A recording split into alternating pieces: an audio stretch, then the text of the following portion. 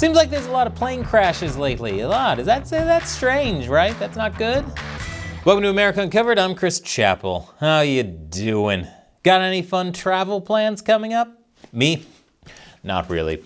I'm too busy with work. Plus, the aviation world is on fire.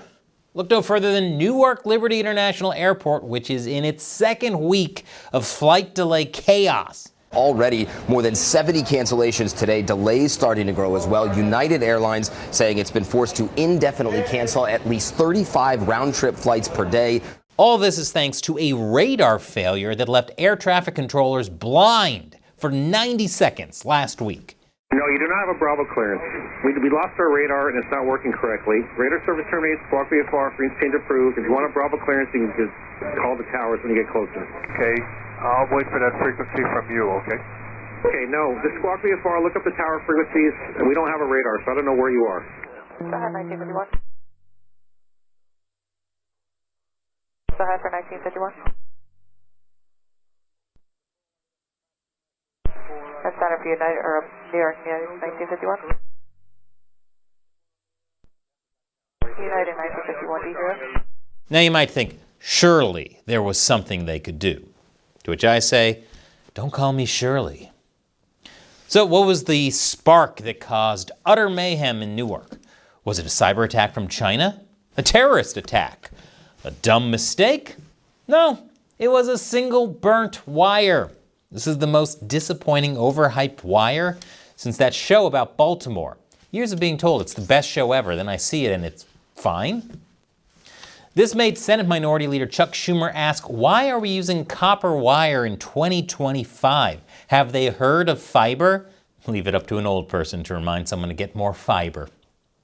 This whole fiasco once again brought national attention to the U.S.'s obsolete air traffic control system, which has been getting tons of unwanted attention this year after many plane crashes made headlines. I'm starting to think the Spirit in Spirit Airlines is for the Father, Son, and Holy Spirit everyone prays to, that their flight will actually make it to its destination. But out of all the plane crashes, none got as much attention as the Blackhawk collision near Reagan International Airport earlier this year. The crash raised a lot of questions, with many wondering if the Federal Aviation Administration was to blame. Some thought so, especially after hearing reports that a single air traffic controller was overseeing both helicopters and planes that night, even though that's not necessarily unusual. But it turns out that the pilot of the helicopter, Captain Rebecca Lobach, failed to heed her flight instructor's command to change course, though officials also believe both pilots may have accidentally cut off air traffic instructions while they were communicating through their radios, helping to lead to the disaster. This also drew scrutiny on the aviation policies of the U.S. Army, which has since adjusted its helicopter tracker policy. But just months after that incident, and days after the Newark one, another Army Blackhawk helicopter caused 2 near misses with airlines at the same airport. Thankfully, there were no crashes that time, but again, how could the U.S. military and the FAA allow this to happen in the first place? Unsurprisingly, these incidents have become very politicized, like virtually everything else in the world these days. Many blame the current state of air traffic control on Trump. I mean, obviously, Trump's a racist. Why do you think the only helicopter that got destroyed was a Blackhawk? However, air traffic control was exempt from Trump's federal hiring freeze because of its relation to public safety.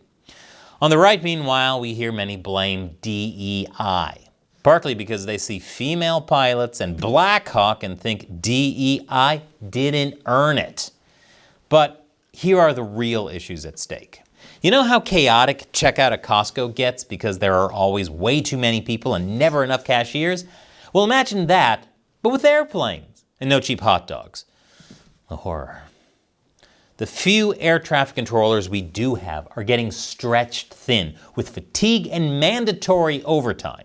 This is on top of the fact that U.S. aviation infrastructure is just plain old, like recommending you get more fiber old. Former president of the National Air Traffic Controllers Association, Paul Rinaldi, testified that the FAA still uses 1980s and 90s technology. That's why many are slamming the FAA for still using floppy disks in the year 2025. For you youngsters out there, this is what a floppy disk looks like. Each one of these bad boys can hold a whopping 1.44 megabytes, or 1/8 of a Meatloaf song. And also for you youngsters, Meatloaf was a singer who would do anything for love, but he won't do that. Even the Government Accountability Office is warning that the FAA urgently needs to modernize its systems. It warns that 105 traffic systems, including those critical to safety, are potentially unsustainable. Some of these systems are as many as 50 years old. I don't feel comfortable flying on a plane getting instructions from a system old enough to have seen Meatloaf live in concert. And yet the FAA doesn't even have near-term modernization plans for some at-risk systems. In fact, many modernization projects take years to complete. Some can take as long as 19 years. You know that saying, the best time to start was yesterday, the second best time is now? Turns out the actual best time to start was during the Bush administration. And so the House Transportation and Infrastructure Committee is proposing a $15 billion modernization plan that would include a ton of infrastructure upgrades and money for more workers, and hopefully some sort of time machine set to 19 years ago. The Trump administration has its own proposals to modernize the air traffic control system. U.S. Transportation Secretary Sean Duffy also pledged improvements. This includes fast-tracking billions of dollars worth of air traffic control upgrades and increasing the FAA's budget. As for addressing the FAA's staff shortage, he wants to give incentives to keep retirement-eligible controllers longer, increase wages for students at the FAA Academy, and simplify the hiring process at the FAA.